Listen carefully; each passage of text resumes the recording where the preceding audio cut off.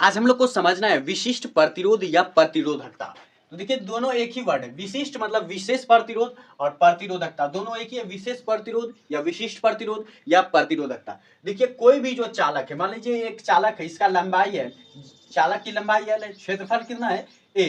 तो जो प्रतिरोध होता है, किसी भी चालक का जो प्रतिरोध होता है वो उसके लंबाई के समानुपाती होता है। यानी किसी चालक का अगर हम लंबाई बढ़ा देंगे तो प्रतिरोध भी बढ़ेगा और लंबाई घटा देंगे तो प्रतिरोध भी घटेगा। वहीं पर क्षेत्रफल ठीक इसके उल्टा होता है, यानी व्युत्क्रमानुपाती होता है। प्रतिरोध के जो व्युत्क्रमानुपाती होता है, यानी क्षेत्रफल घटेगा तो प्रतिरोध बढ़ेगा और क्षेत्रफल बढ़ेगा तो प्रतिरोध घटेगा। तो यानी लंबाई जो है प्रतिरोध के साथ में चलता है और प्रतिरोध क्षेत्रफल जो है प्रतिरोध के उल्टा चलता है। तो इस तरह से होता है। तो जब दो चीज समानुपाती होता है उसका LHS अगर बराबर हो तो दोनों को हम एक साथ ले लेते हैं, क्योंकि R प्रोपोर्शनल L है और R प्रोपोर्शनल 1/A, इसलिए R प्रोपोर्शनल हो जाएगा L इंटू 1/A और आंसर आएगा L/A।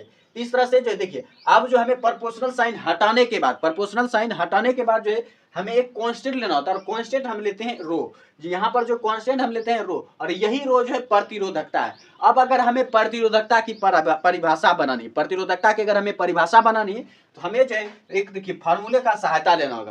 तो जब भी किसी चीज का अगर आप परिभाषा आसानी से बनाना चाहते हैं तो उसका जो आपको फार्मूला याद होना चाहिए और फार्मूले से परिभाषा आसानी से बन जाता है। जैसे देखिए R बराबर है सिग्मा बाय L बाय, तो L को अगर हम L को एक मान लें, L को क्या मान लें 1 मीटर, और जो है A को मान लें यानी क्षेत्रफल मान लें 1 मीटर स्क्वायर, तो दोनों एक एक हो गया।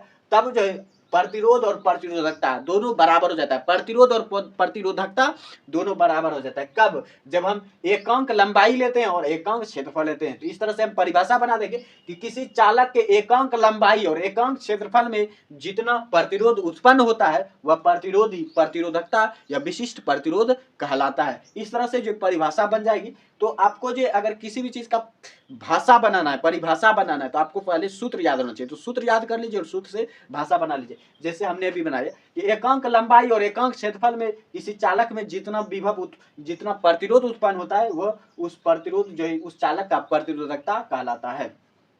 इस तरह से आप बता सकते हो। उसके बाद ऐसा ही मात्रक, तो हमें जो R बराबर पता है रो बराबर रो इंटू L बाय होता है, तो रो बराबर हमको मिलेगा RA बाय L। तो R का R यानी प्रतिरोध, प्रतिरोध का मात्रक क्या होता है A, क्षेत्रफल, क्षेत्रफल का मात्रक क्या होता है मीटर स्क्वायर, लंबाई का मात्रक क्या होता है मीटर। तो मीटर और 1 मीटर खत्म, 1 M खत्म, तो हमारे पास बचा ओम मीटर, ओम मीटर। तो ये हो जाता है प्रतिरोधकता का ऐसा ही मात्रक ओम मीटर। तो इस तरह से जो आप विशिष्ट प्रतिरोधकता को जो समझा सकते हैं या खुद समझ सकते हो और एग्जाम के लिए बेटर लिख सकते हैं।